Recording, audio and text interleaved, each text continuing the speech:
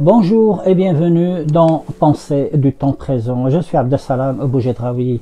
Aujourd'hui, je vous propose de réfléchir ensemble sur un sujet brûlant, un sujet à la mode, un sujet d'actualité qui est la théorie du complot. Allons-y donc en quelques minutes. Qu'est-ce que c'est que la théorie du complot? Il y a théorie du complot lorsque un groupe de personnes plus ou moins important, cela peut être quelques dizaines de personnes, comme cela peut affecter plusieurs continents, cela peut concerner de simples citoyens, comme cela peut concerner les dirigeants d'un État. Il y a donc théorie du complot lorsque ces personnes pensent que tous les malheurs de l'humanité proviennent d'un groupe plus ou moins réduit. Cela peut concerner une seule et unique personne. Ce groupe d'individus plus ou moins important, comme je l'ai dit, pense que quelque part, en background, dans l'obscurité, des personnes œuvrent pour leur propre intérêt et pour cela, ils vont faire du mal au reste de l'humanité. Ils complotent pour leur propre intérêt, pour des choses qui vont leur apporter, entre autres, de l'argent, du pouvoir, tout ce que vous pouvez imaginer. Et pour cela, ils sont prêts à toutes les extrémités, à toutes les manœuvres plus ou moins subtiles pour arriver à leur but, à leur fin.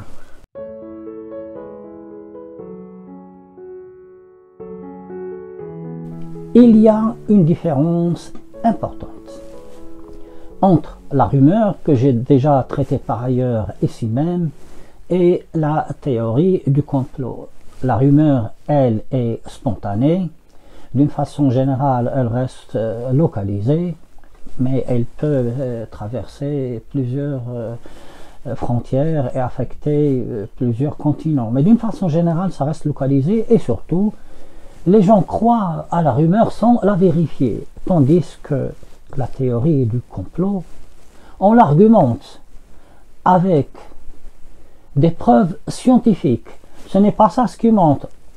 Au contraire, il y a trop de preuves, trop de documents pour démontrer que quelque part, quelque chose se trame à bas bruit dans la pénombre pour nous faire du mal. Le mal, ça peut être par exemple une épidémie, ça peut être qu'on prépare quelque chose pour modifier notre ADN, nos gènes, etc., etc., etc. Les théories du complot n'ont aucune limite. La théorie du complot peut être complètement erronée, complètement fausse, montée de toutes pièces. Elle peut être fausse mais basée sur des éléments vrais, mais également la théorie du complot, et ça, nous ne devons pas le perdre de vue. La théorie du complot peut être vraie de 1 à 100, de A à Z. C'est une éventualité qu'il faudrait prendre en considération.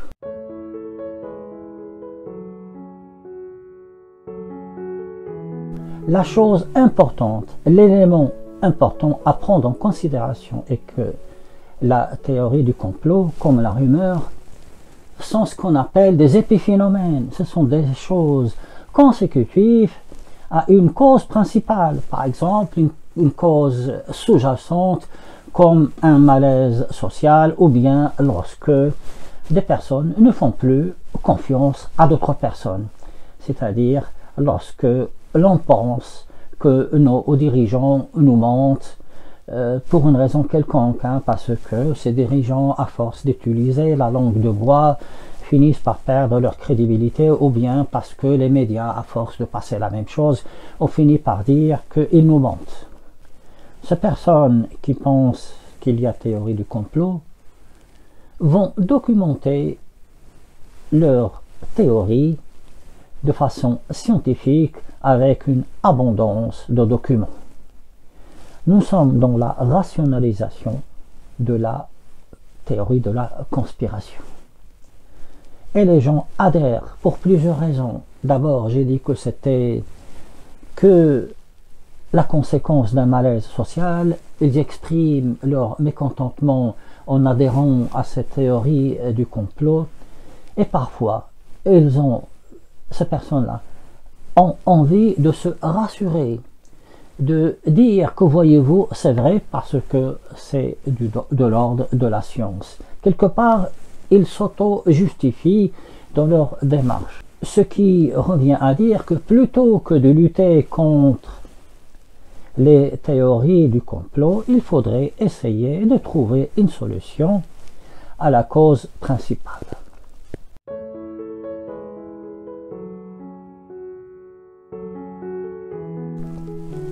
À quel moment naissent les théories du complot? Pour cela, il faudrait revenir très longtemps en arrière. J'imagine, nous imaginons des humains d'il y a 3000 ans, 4000 ans, 5000 ans, qui sont comme ça dans l'obscurité. Ils sont confrontés à des éléments extérieurs tels que la nuit, tels que les éclairs, tels que les tonnerres. Ils n'ont pas notre science actuelle. Ils pensent que tout cela se trame quelque part, qu'il y a quelque part des forces maléfiques qui s'acharnent contre eux et qui leur veulent du mal. Voyez-vous déjà, il germe dans l'esprit des gens qu'il y a des forces occultes, quelque chose d'ésotérique, et qui continue même de nos jours, qui complotent contre leur bien-être, contre leur propre survie.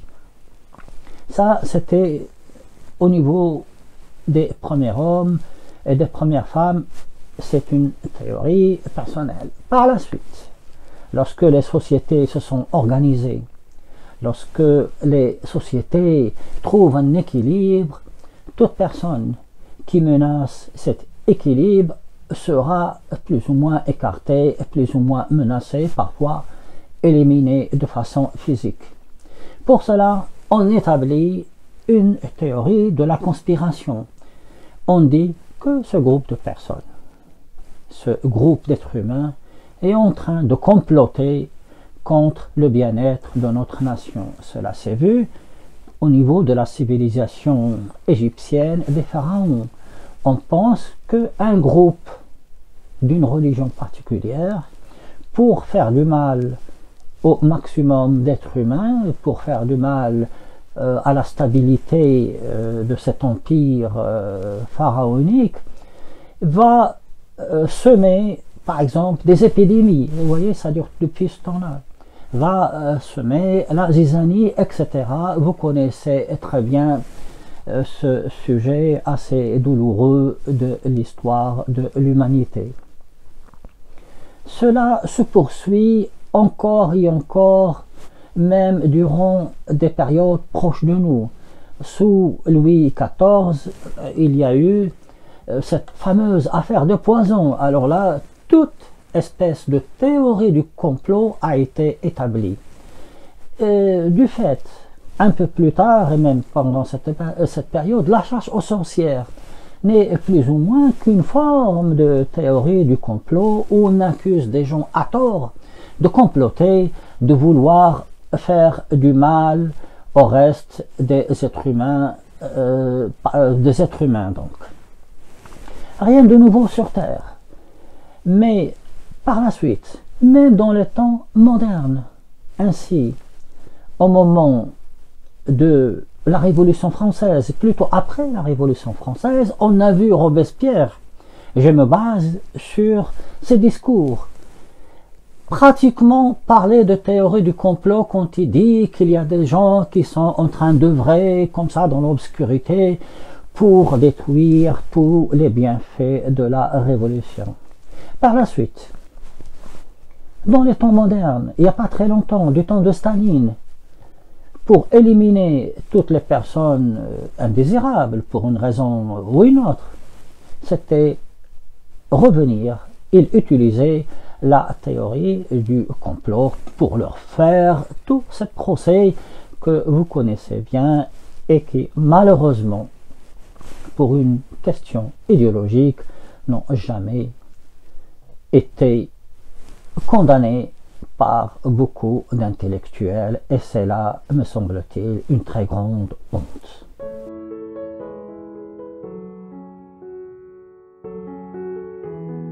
On peut dire donc que les théories de la conspiration sont anciennes, Mais jusque-là, je vous ai exposé l'utilisation de la théorie de la conspiration et du complot utilisée par des gens placés à un échelon supérieur, à un État, à un chef d'État, des gens qui dirigent contre quelques personnes.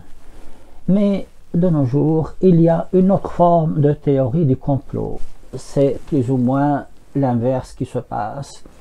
C'est-à-dire qu'il y a un groupe d'individus, pour une raison plus ou moins obscure, va penser que beaucoup de choses qui arrivent dans ce monde sont le fait d'un groupe de personnes, comme je l'ai dit, qui agit dans la pénombre, qui agit dans l'obscurité, qui agit en arrière-fond pour le mal-être de l'humanité. On peut citer un exemple très célèbre de la théorie du complot qui date des années 63, au moment de l'assassinat du président John Kennedy. Après cette mort, et comme personne n'a donné d'explication valable, ou peut-être parce que ces explications valables ont été rejetées pour une raison ou une autre, parce que le criminel est mort très rapidement, il a été tué par une personne qui elle-même va mourir dans la prison. Cela va faire beaucoup de circonstances plus ou moins bizarres. Et bizarre, pour cette personne-là, est un mot qui est faible. Après la mort de John Kennedy, chaque année, pratiquement, sort une version qui brode sur sa mort avec plus ou moins de théories de conspiration. On dit quelque chose qui se trame, il y a quelque chose qui cloche dans la mort de cet homme. Cela s'est atténué. Pourquoi y a-t-il eu ces théories autour de la mort de John Kennedy? Parce que John Kennedy a été lui-même une personne fabriquée. On en a fait le sauveur de l'humanité, on en a fait le plus grand président américain de tous les temps. Il était adulé par toute une génération dans la mienne et à travers tous les continents. On a construit un rêve qui s'est brisé. Dans ces conditions, les gens ont envie d'avoir une explication qui n'est pas de l'ordre du rationnel et qui est probablement de l'ordre du rêve lui-même. Voyez-vous donc cette théorie concernant théorie de la conspiration autour de la mort de John Fitzgerald Kennedy doit faire l'objet d'études parce que elle est très intéressante.